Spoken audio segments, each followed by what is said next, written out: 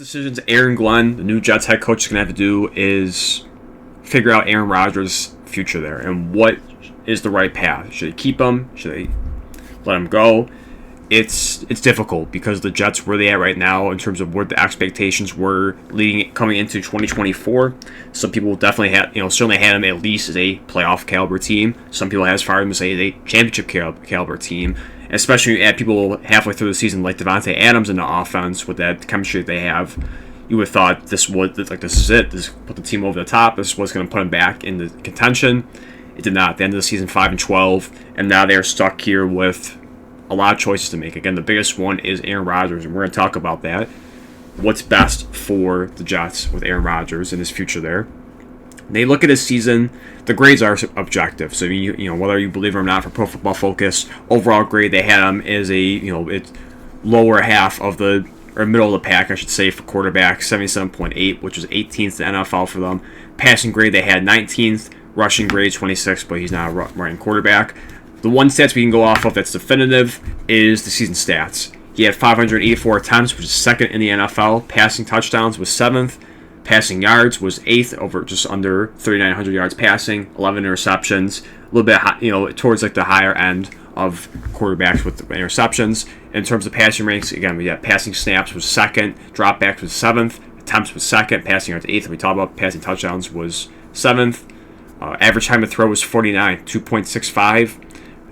Pressure to sack ratio was 53rd with 22.5. Big time throws was in top 10, 9th with 26, and turnover worthy plays 48th with only 12. The stats aren't horrible, to be honest with you, for Aaron Rodgers. They're not that bad. So people kind of, I think, bash him too much, and surely there is criticism with them and the whole team in general because of not living up to expectations and Aaron Rodgers and maybe not getting back to the MVP form that people were hoping to. But the guy is 41 years old. I mean, there's only so much he can do. This is going to be Aaron Rodgers. The stats that he gave you right this year, and you can even look at his last year with the Packers, that is probably what Aaron Rodgers is right now. He is not going the MVP Aaron Rodgers with 40 plus passing touchdowns, 4 interceptions. That's not coming.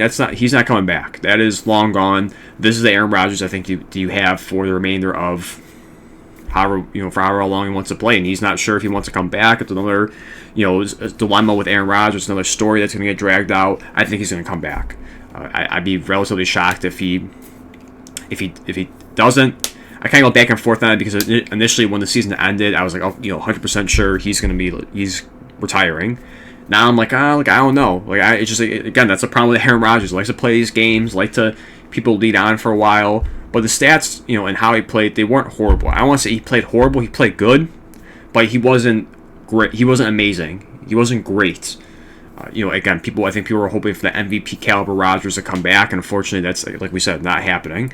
You look at his contract as well. He has one final year on his deal, 2025, guaranteed really. He's set to make $23.5 million. After that, 2026 is a void year. He'll be an unrestricted free agent at age 43.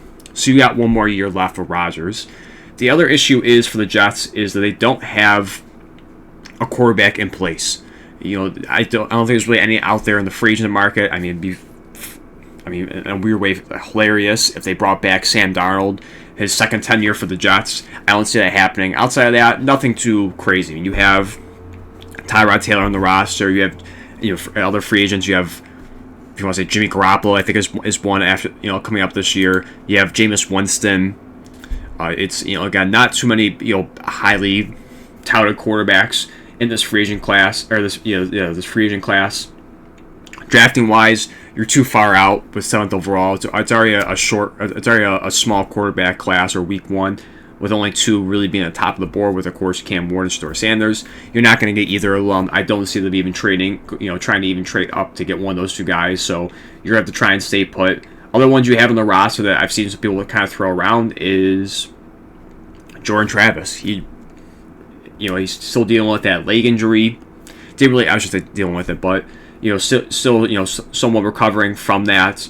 So people kind of have thrown his name around, given the opportunity. That I also too, I just don't see. I think Aaron Glenn is competitive. He wants to win right away.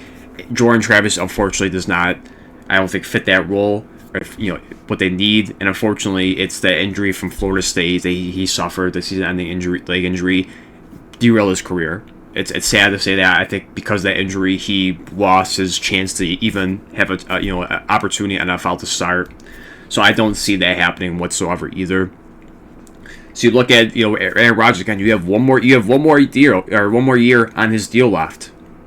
Essentially, $23.5 million in a gap year. Essentially, I mean, maybe they go in this year's draft and maybe draft a Jalen Milroe later, depending on where he falls in the draft, the second, third, however you want to put him. Maybe they take a chance on him. They have him sit. They have Aaron Rodgers teach him. That's another laughable thing to say is teach him. And maybe the year after he takes over, whoever they may take in this quarterback class, that could be an option. But I think for Aaron Rodgers, for just one more year, a bridge year, if you want to call it that, I think it's why not? At this point, for the Jets, just how dysfunctional it's been. We just came out of the video with the Dallas Cowboys with Schottenheimer. I mean, it's the same thing too. I mean, at this point, you might as well have Aaron Rodgers play one more year. If you are, as I'm looking at the mock draft and how I'm playing out right now, this is what I'd have for the top 6. The logical point right here pick would be Will Campbell. The offensive line has to be fixed. It's been atrocious for years. Will Campbell is arguably the best offensive lineman in this year's draft class. He falls to you at 7, and how I'm playing right now with the mock draft, it makes sense to help Aaron Rodgers and get that tackle needed. You also have Malachi Starks if you want to go on the defensive side as well. I'm not even going to throw in McMillan or Gentry. That's just, I think it's out of the realm for the spot right now. So I say Malachi Starks, Will Campbell. If you want to double down again, once again on the defensive line with another pick with James Pierce Jr., that's certainly an option. Another offensive lineman is Josh Simmons. This one would be a little bit too high of a pick, but you have Tyler Warren at Penn State. You definitely need a tight end for this team as well. Again, I think 7's a little too high for him, but if you want to go in that route, that's possible. But for me, the number one choice right now, if it played out this way, is Will Campbell. I think regardless if it's Aaron Rodgers or whoever, you have to fix the offensive line, and that would go a long way doing that. So again, not in contention for a quarterback. You might as well stick with Aaron Rodgers, whether it's you're happy as a Jets fan, you're happy with that or not, or just you look at the outside perspective if you're happy with that or not. It's at this point, you might as well stick with Aaron Rodgers for one more year. It's just I don't know what the other option is if Jordan Travis can play, or if you want to sign a free agent elsewhere. I don't really see it. I'm sorry. I think for Aaron Rodgers, he does bring solid value and solid play at that quarterback position for the Jets. Keep him for one more year. $23 million is not horrible for the money for him. You draft someone like Will Campbell. You help try and fix the offensive line. You have the pieces around them for a wide receiver, and it's another story we'll get into with Javonte Adams, because he has a big salary, a huge cap hit. What's going to happen with him? But for right now, you have Garrett Wilson, Javonte Adams, Malachi Corey that was hyped up before the season even started.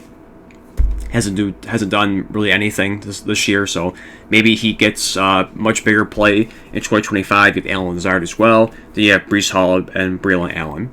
So you have good pieces around Aaron Rodgers. You can be competitive. I'm not going to sit here and say you have a chance to win the division. Who knows? Maybe Aaron Glenn just injects something in this team that they take off and they play phenomenal. But I do see this team being certainly better than 5-12. I'll give them maybe 2 or 3 more wins after that. So you're at 7-10, 8-9, maybe even pushing a 9-8 record. Certainly I'm not going to rule out a playoff wild card spot at this point, but again, I think it's relatively, the 7-8 win range is, I think, doable with Aaron Glenn his first year, and especially with Aaron Rodgers. You might as well keep it for one more year. I'm sorry, again, maybe people just don't like that, but I just don't see any options out there. If you're just someone that is just full on, just start over, tear everything down, get ready for 2026 for the much better quarterback class, I would 100%, I guess at that perspective at this point for the Jets, I would completely understand that side of you. But for Aaron Glenn, all that, I don't, for his perspective, how he looks at it, how I think he looks at it, I think they'll keep Aaron Rodgers. I just don't see where else you could go with this. Again, $23.5 million for Aaron Rodgers, giving you solid quarterback play, no question about that. I think there's other things that have to be tweaked and a little bit better for this roster, and you turn this into certainly a much better team than 5-12. That's what it is. So I do expect Aaron Rodgers to be back for one final year. I do believe if he does come back for 2025, that will be his final year. I don't see him going anywhere else after that. At age 43, no one would sign him for big money and give him a starting quarterback position. So this will most likely be, if he does come back, his final year in the NFL, and we'll see what he can do at age 42.